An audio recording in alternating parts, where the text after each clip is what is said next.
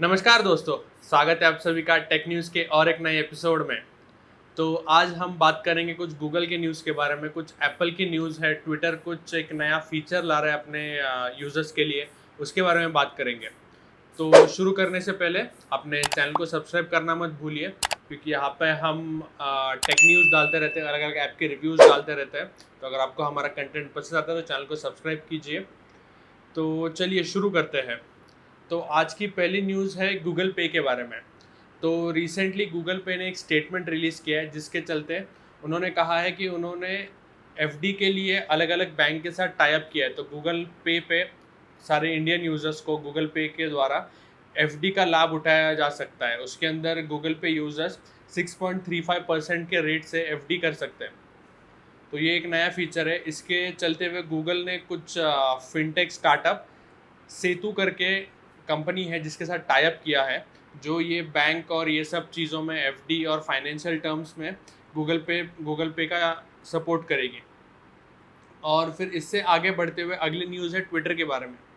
तो ट्विटर कह रहा है कि उसने एक ticket spaces for iOS user testing चल रही है, मतलब एक जैसे बुक माई शो हो गया, या फिर आपको इनसाइडर पता होगा जो अलग अलग टाइप के टिकट सेल करता है for different kinds of shows on like reality show के लिए। लेकिन ट्विटर ये प्लेटफॉर्म ला रहा है ऑनलाइन शो के लिए।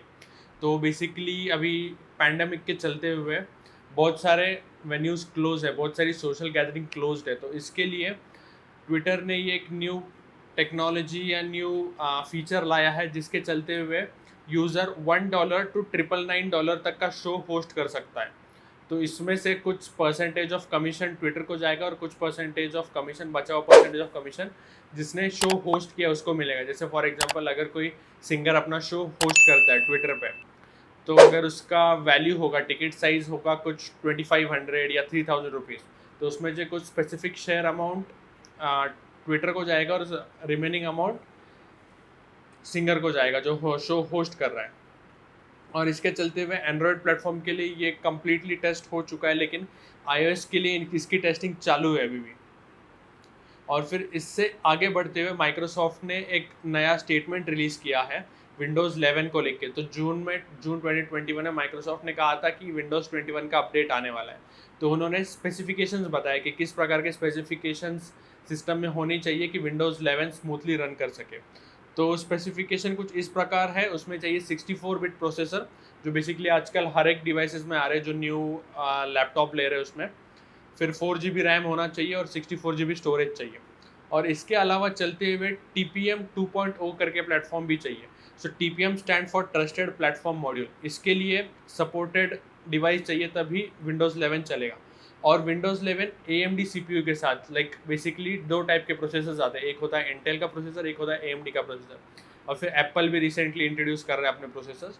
तो AMD को लिए सपोर्ट नहीं दे रहा है विंडोज़ 11 फॉर नाउ, उनके स्टेटमेंट में ये कहा जा रहा है।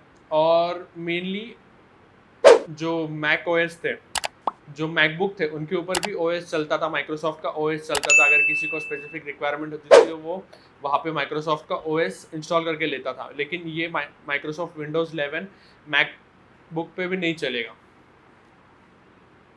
और फिर इससे आगे बढ़ते हुए फोर्थ न्यूज़ है आईफोन के बारे में। तो रिसेंटली एप्पल ने एक स्टेटमेंट रिलीज़ किया है, एक न्यूज़ रिलीज़ की है, जिसमें कहता है एप्पल कि आईफोन 12 और आईफोन 12 प्रो जो 6.1 इंच का मॉडल है, रिसेंटली लॉन्च हुआ है, तो उसके ईयर पीस में कुछ प्रॉब्लम है, ईयर पीस में कुछ क्रैकलिंग नॉइज़ आ रही है। तो इसके लिए इन्होंने कहा है, जो एप्पल अक्टूबर 2020 और अप्रैल 2021 के बीच, मतलब ऑलमोस्ट 6 महीने के बीच, जब से लॉन्च हुआ तब से 6 महीने, इनिशियल 6 मंथ में जो भी डिवाइसेस मैन्युफैक्चर हुए उसमें ये प्रॉब्लम है। तो एप्पल ने उसका स्पेसिफिक उनके वेबसाइट पे डिटेल दी हुई है, तो वहाँ पे जाके अपने डिवाइस का अगर आप IMEI नंबर या फिर कुछ स्पेसिफिक रजिस्ट्रेशन नंबर एंटर करोगे, तो आपको आ जाएगा इसका एलिजिबिलिटी है या नहीं, और उसमें क्या क्या फीचर्स आपको मिल रहे हैं। तो इसमें जो स्पीकर मॉडल है वो फ्री ऑफ कॉस्ट रिप्लेस करके देने वाला है एप्पल। और आते हैं आज की लास्ट न्यूज़ के बारे में। तो लास्ट न्यूज़ है गूगल और एप्पल के बारे में, जो जो दो टेक जायंट्स हैं।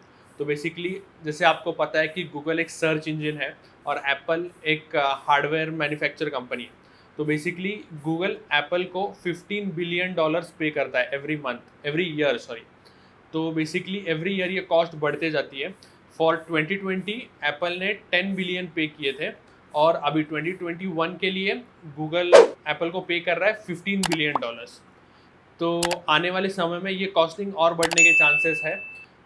तो गूगल को अपना जो कॉम्पिटिटर है माइक्रोसॉफ्ट, उससे कम्पीट करना है। उसके लिए माइक्रोसॉफ्ट का जो बिंज सर्च है उससे कम्पीट करने के लिए गूगल ये कॉस्टिंग एप्पल को देता है, जो उनके मैकबुक है, जो उनका सफारी है, उसके ऊपर गूगल डिफ़ॉल्ट ब्राउज़र होने के लिए। तो बस यही था आज के न्यूज़ के लिए। अगर आपको हमारे न्यूज़ और वीडियोस पसंद आते हैं तो चैनल को सब्सक्राइब करना मत भूलिए। तो मिलते हैं अगले ऐसे ही किसी टेक न्यूज़ में।